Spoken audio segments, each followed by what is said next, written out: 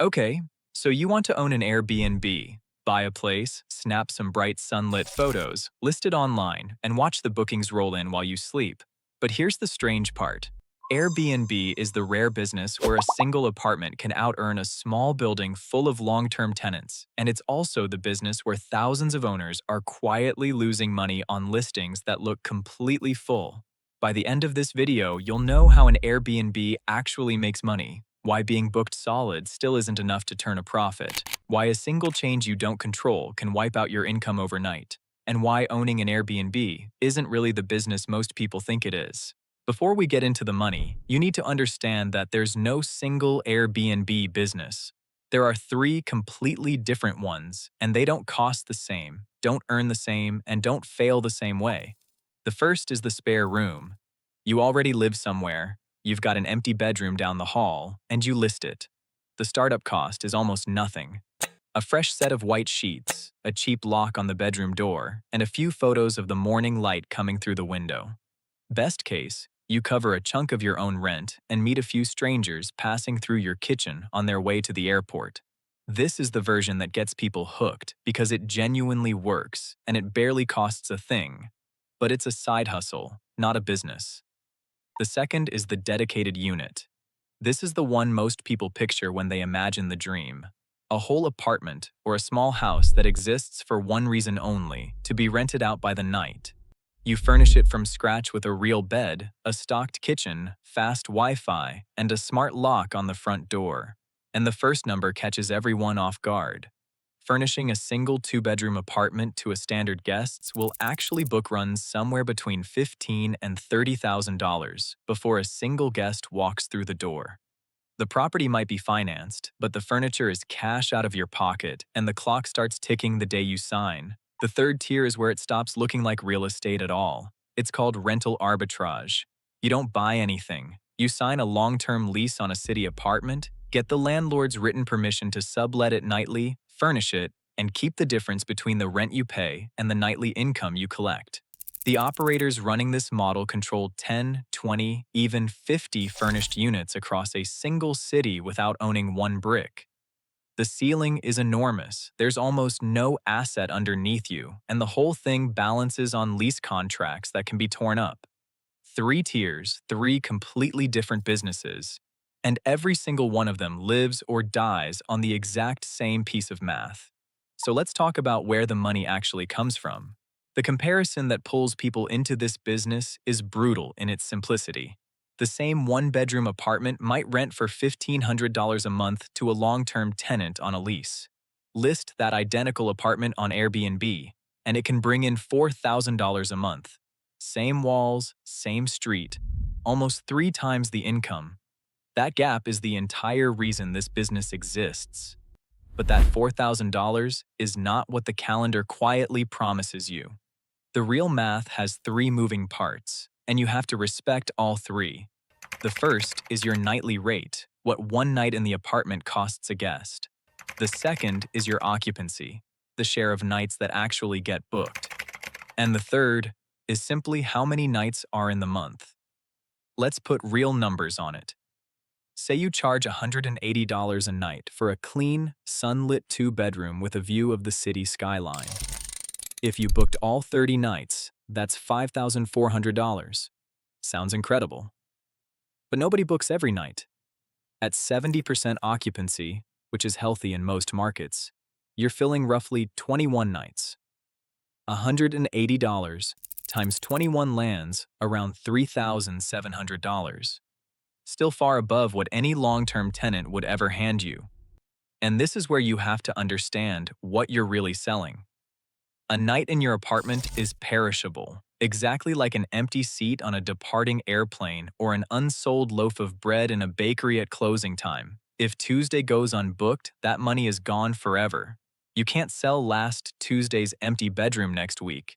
Every dark night on your calendar is income that simply evaporated. So the whole business comes down to one equation: nightly rate times occupancy times nights, repeated month after month. Maximize all 3 and the numbers are genuinely beautiful. But notice something uncomfortable. two of those three levers depend entirely on things happening outside the walls of your apartment. And that is exactly where the trouble starts hiding. Here's the trap that catches almost every new host. They look at a booked-out month, see that $3,700 land in their account, and think they've won. But that number is the top of the funnel, not the bottom. By the time the money actually settles into your pocket, a long line of costs has quietly taken its cut. Start with the turnover. Every single guest who checks out leaves behind a unit that has to be cleaned, stripped, laundered, and reset before the next arrival. A professional cleaning crew flipping a two-bedroom runs you $80 to $120 per turnover, and a busy listing might turn over 10 times in a month. The more booked you are, the more this bleeds. A full calendar is a lot of dirty towels. Then, Airbnb takes its slice off the top, usually around 3% of every booking as a host service fee, sometimes far more depending on your setup. After that, come the things long-term landlords never touch. You're paying every utility now, the electricity, the water, the internet, because guests expect it all switched on and unlimited. You're restocking coffee, shampoo, toilet paper, and trash bags between stays. And the furniture you bought wears out fast because a sofa hosting 300 different strangers a year ages like a rental car, not a family couch. If you don't want to manage all of this yourself, a property manager will, and they'll take 10 to 25% of your revenue for the privilege. Add it all up, and that healthy $3,700 can shrink to $1,000 or less in profit. Busy is not the same as profitable. And the cruel part is that the busier you get, the harder every one of these costs works against you. But the costs are the threats you can actually see. The dangerous ones come from outside. Remember those three levers: the rate, the occupancy, and the nights. Two of them depend on the outside world, and the outside world does not care about your mortgage. This is the part of the business that quietly destroys people who did everything else right. The biggest threat is regulation. A short-term rental is only legal because your city allows it, and cities change their minds. New York, one of the largest tourism markets on the planet, passed rules in 2023 that wiped out the vast majority of its Airbnb listings almost overnight.